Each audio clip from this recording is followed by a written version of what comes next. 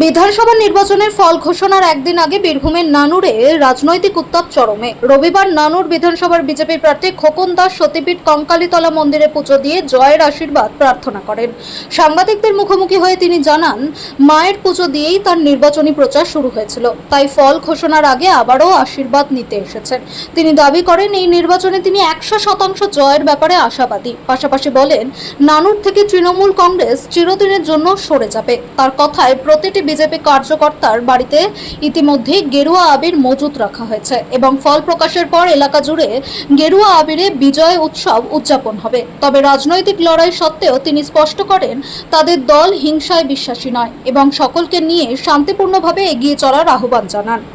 দেখুন, আমরা মায়ের সন্তান, মায়ের কাছে আশীর্বাদ নিয়ে আমরা শুরু করেছি এবং মায়ের কাছে আশীর্বাদ নিয়ে আগামীকালের জয়ের সূচনা হবে।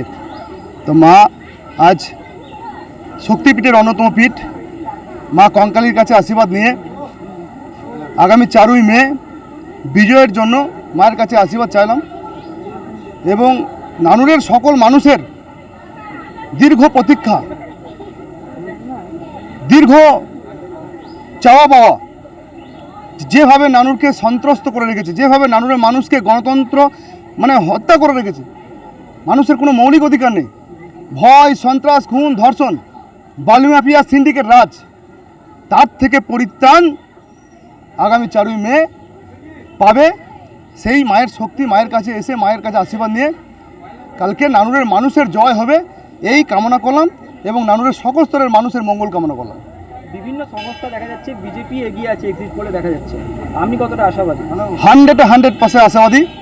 কালকে 4ই মে তৃণমূল চিরতরে নানুরে পৌঁছে সাফ হয়ে যাবে, এটা নিশ্চিত। বিজয় মিছিল করতে গেলে যে আবির এবং যে বাজনা দেখা যায়, সেটা কি অগ্রিম কোনো বায়না করে রেখেছেন? অগ্রিম আমাদের বাজনা এবং আমাদের আবির অলরেডি প্রত্যেকটা কার্যকর্তা ঘরে ঘরে তুলে রেখেছে এবং আপমর সাধারণ মানুষ গেরুয়া আবিরে মেখে গেরুয়াময় হওয়ার জন্য মানুষ তৈরি হয়েছে, সাধারণ মানুষ তৈরি হয়েছে। শুধু কার্যকর্তা নয়, নানুরের সমস্ত মানুষ গেরুয়াময় হওয়ার জন্য কালকে সমস্ত মানুষ তৈরি হয়েছে। আগামীকাল গণনা, কর্মীদের উদ্দেশ্যে কি বলবেন? কর্মীদেরকে বলবো, সুশৃঙ্খলভাবে এই গণনা কাজকে আমরা সম্পূর্ণ করব। নির্বাচন কমিশনার সুষ্ঠুভাবে যেভাবে নির্বাচন করিয়েছেন, ওনাকে অনেক অসংখ্য ধন্যবাদ।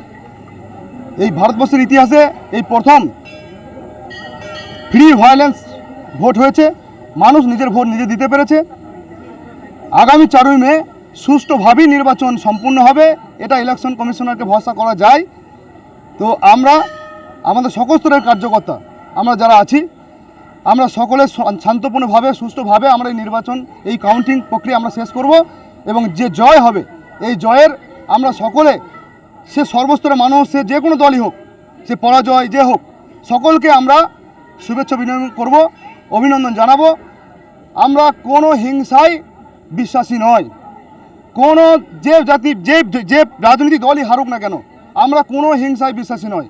সকলেই আমরা মানুষ, সকলেই আমাদের বন্ধু, সকলকে সাথে নিয়ে সকলের উন্নয়ন কাজ করাই আমাদের উদ্দেশ্য। তাই সবাইকেই বলবো যে শান্তিপূর্ণভাবে আপনারা কালকে কাউন্টিং প্রক্রিয়া শেষ করুন। অসংখ্য ধন্যবাদ।